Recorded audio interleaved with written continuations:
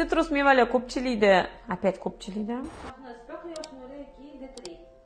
Quyosh nuri foydali, lekin yetarli emas. O'shaning uchun D3.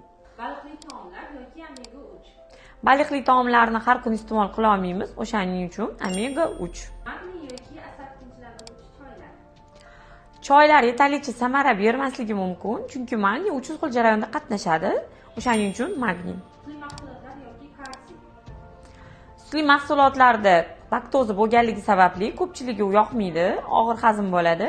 O'shaning uchun tayyorgina so'rilishga qulay bo'lgan kalsiy. Vitamin C yoki sitrus mevalar.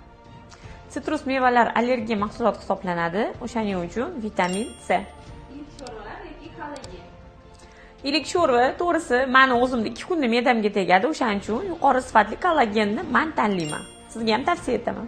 Hamyonbop original vitaminli vitaminchi qiz do'konimizda videoni saqlangiz qilib, podpisatsiya tugmasini bosib qo'ying.